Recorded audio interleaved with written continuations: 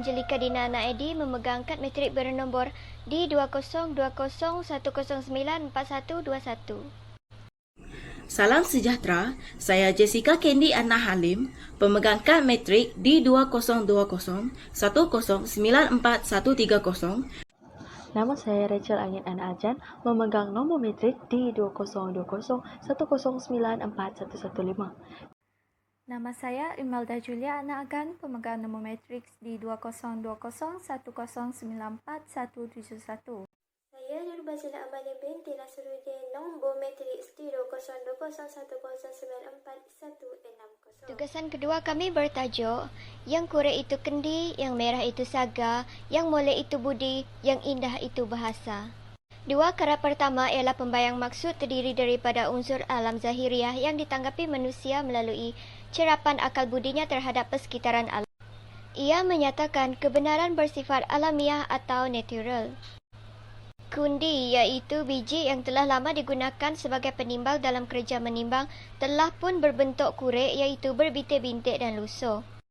Biji saga pula yang masih baharu, masih berwarna merah dan segar. Sedangkan dua kerat seterusnya pula ialah maksudnya yang mempernyatakan kebenaran yang bersifat rohaniah iaitu yang baik ialah budi, yang indah ialah bahasa. Pengungkapan, perlambangan dan pemanaan yang indah serta berirama dapat menyemai dan memupuk rasa yakin dan percaya dalam hati masyarakat tentang kebenaran dan kemurnian budi yang baik serta bahasa yang indah. Secara keseluruhan, ia membawa maksud bahawa biarpun rupa elok dan kacak tetapi kalau budi bahasanya adalah buruk, maka akan hina juga di mata masyarakat. Konsep berbudi bahasa ini juga dapat kita lihat dalam prinsip rukun negara yang kelima iaitu kesopanan dan kesusilaan. Nilai prinsip rukun negara yang kelima ini membawa kepada penekanan terhadap aspek nilai kemanusiaan menerusi dua konsep iaitu konsep yang berkisar tentang tingkah laku. Manakala kesusilaan pula berkait rapat dengan akhlak dan kedua-dua konsep ini memerlukan pengisian dan perincian dari setiap golongan masyarakat. Terdapat banyak kebaikan berbudi bahasa, misalnya budi bahasa mencerminkan kepribadian individu. Penampilan luaran merupakan hal yang pertama kali kita lihat ketika pertama kali bertemu. Apabila kita melihat penampilannya yang kemas dan menarik, kita dapat merasakan aura positif yang datang daripadanya. Tetapi jika kita melihat penampilannya yang tidak terurus, kita dapat merasakan sikap negatif pada dirinya. Setelah melihat kepada penampilan, kita akan mula untuk berkomunikasi dengannya dan tentu saja kita akan memperhatikan gaya bahasanya juga. Penampilan luaran yang baik tidak akan dapat menutupi budi bahasa yang tidak baik. Pengamalan budi bahasa dalam kehidupan seharian merupakan sikap terpuji dan pasti akan disanjungi oleh orang-orang di sekeliling kita. Bukan itu sahaja, malahan ibu bapa dan keluarganya juga akan dipandang mulia kerana ibu bapa tersebut telah berjaya mendidik anak-anak mereka sehingga menjadi orang yang berbudi bahasa. Pentingan amalan budi bahasa yang lain ialah mampu menarik perhatian atau kehadiran pelancong ke Malaysia.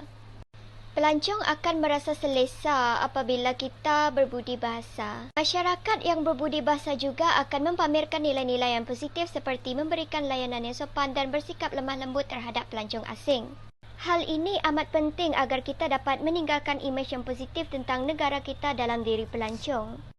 Misalnya di Jepun, Sayugya dijadikan teladan kerana masyarakatnya yang kaya dengan budi bahasa.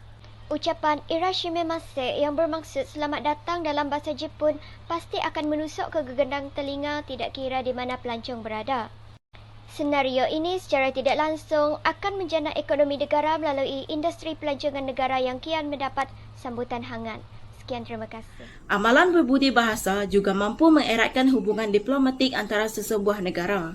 Hal ini demikian kerana sebuah kunci utama dalam keberhasilan urus niaga adalah penggunaan bahasa pemujukan yang berkesan. Sebagai contoh, seseorang individu yang mampu menggunakan bahasa yang sopan dan mempunyai intonasi yang lembut di samping dapat juga meyakinkan para pelabur untuk melabur ke dalam negara kita. Hal ini juga secara tidak langsung membawa kepada terjalinnya hubungan diplomatik yang aman antara kedua-dua buah negara. Selain itu, amalan berbudi bahasa juga mampu mengeratkan jurang perkauman, terutamanya di negara kita Malaysia yang terkenal dengan kepelbagaian kaum dan agama. Selain itu, hidup bermasyarakat amatlah penting dan Kita juga memerlukan tutur kata yang sopan dan berbudi pekerti mulia dalam pergaulan demi mengelakkan perselisihan faham antara masyarakat. Contohnya, tutur kata yang sopan dan tidak mengeluarkan kata-kata yang boleh menggores hati individu lain. Selain itu, kita juga perlu berfikir terlebih dahulu sebelum mengeluarkan pendapat yang mungkin akan berunsurkan negatif. Seterusnya, kita pula pergi kepada kesan dari tidak mengamalkan amalan berbudi bahasa. Akibat negatif yang mungkin kita dapat adalah kita mungkin akan dipandang serong dan juga tidak dipercayai oleh orang sekeliling. Seperti yang kita sedia maklum, amalan berbudi bahasa ini sering menimbulkan perasaan hormat orang lain terhadap diri kita sekiranya kita mampu menjaga adab dan akhlak dalam pertuturan atau perlakuan kita. Justru itu, individu yang tidak mengamalkan amalan yang mulia ini amatlah cenderung untuk disisihkan oleh masyarakat. Kesan negatif tidak berbudi bahasa yang seterusnya adalah pergaduhan antara kaum. Hal ini dikatakan demikian kerana segelintir masyarakat di negara ini tidak mempunyai adab ketika bertanyakan sesuatu. Sebagai contoh, bercakap kasar dengan bangsa lain dan tidak menjaga tutur kata ketika bercakap. Hal ini akan menimbulkan isu-isu perkauman dan isu-isu sensitif yang boleh menggugat perpaduan dan kesepakatan antara kaum. Keadaan ini juga akan mewujudkan huru-hara dan ancaman ketentraman awam dan perselisihan kaum dan konflik antara agama. Tambahan pula, pertuturan yang tidak berbudi bahasa juga akan menimbulkan suasana tidak aman serta mengurangkan persepahaman bangsa berbilang kaum. Kesan negatif tidak berbudi bahasa juga mampu mencemarkan imej negara. Kita sedia maklum bahawa negara kita merupakan sebuah negara yang unik kerana negara kita terdiri daripada masyarakat yang berbilang kaum, bangsa, agama dan budaya.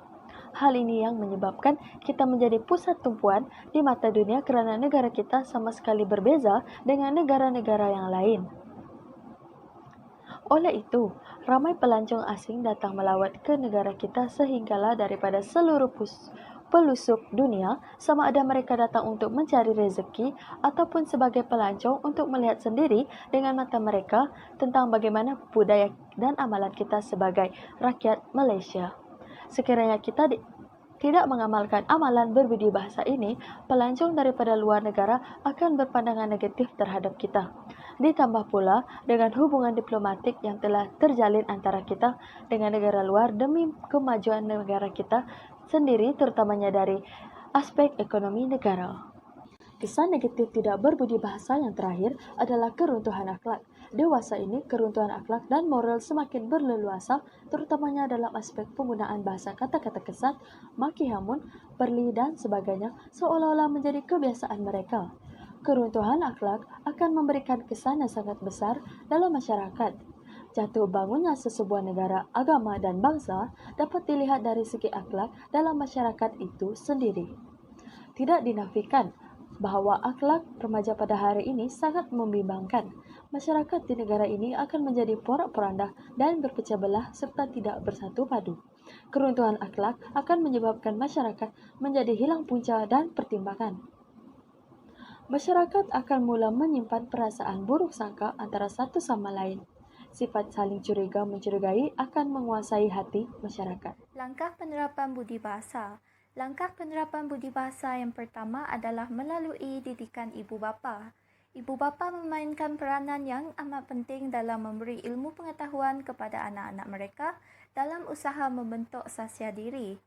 Ilmu pengetahuan amat penting kepada anak-anak kerana melalui ilmu, anak-anak akan dapat membezakan di antara perkara yang baik dan buruk dalam kehidupan seharian, sekaligus mampu membentuk budi pekerti yang mulia. Ibu bapa perlu melengkapkan keperluan rohani anak-anak agar mereka sentiasa menjaga etika dan peradaban serta menghormati orang lain. Langkah penerapan budi bahasa yang seterusnya adalah melalui mata pelajaran pendidikan moral dan sivik. Pendidik seharusnya menerapkan nilai murni dan budaya berbudi bahasa dalam proses pembelajaran dan pengajaran di sekolah. Usaha ini bertujuan untuk melahirkan model insan yang berguna dan berjasa kepada negara. Dengan demikian, nilai moral yang dipelajari di sekolah akan dapat diaplikasikan oleh pelajar dalam rutin harian mereka di sekolah atau di luar sekolah. Selain itu, penganjuran kempen yang berkaitan dengan amalan berbudi bahasa juga merupakan salah satu usaha dalam menerapkan budi bahasa dalam kalangan masyarakat. Dalam hal ini, kempen yang berkaitan dengan amalan berbudi bahasa sewajarnya dijalankan bagi memberi pendedahan kepada masyarakat luar berkenaan dengan kepentingan amalan berbudi bahasa serta keburukan pengabaian tingkah laku yang mulia dalam kehidupan seharian. Beberapa tahun yang lepas, sebelum negara Malaysia dilanda pandemik COVID-19, pihak berkuasa pernah menganjurkan beberapa kempen dan salah satunya adalah kempen yang bertemakan budi bahasa budaya kita. Kempen tersebut telah mendapat sambutan yang positif dan meriah dalam kalangan masyarakat. Seterusnya, penerapan amalan 3S iaitu senyum, sapa dan salam. Amalan senyum ialah amalan yang baik yang boleh dibudayakan dalam membina satu suasana yang positif. Oleh itu, masyarakat perlu membiasakan diri untuk memberi senyuman sebagai tanda kita menghormati individu. Secara tidak langsung, amalan ini dapat memupuk budaya mesra antara masyarakat tanpa mengira bangsa. Selain itu, amalan bertegur sapa juga perlu dipraktikkan secara berterusan bagi mewujudkan suasana yang harmoni dalam kalangan masyarakat.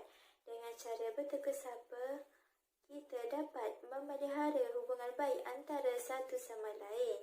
Oleh itu, amalan bertegur sapa diakui banyak manfaat sebagai pendekatan untuk menerapkan budi bahasa di negara kita. Kesimpulannya, budi bahasa membawa pelbagai kebaikan manakala kesalahan kita akan timbul jika kita mengabaikan kebaikan amalan berbudi bahasa. Oleh hal yang demikian, langkah penerapan budi bahasa yang dinyatakan dapat dijadikan panduan dalam mengekang permasalahan ini. Maka dari sudut peradaban, pantun yang kurik itu kendi, yang merah itu saga, yang baik itu budi, yang indah itu bahasa, benar-benar menggambarkan bahawa berbudi bahasa merupakan aspek yang penting yang perlu dikekalkan dalam membina modal insan.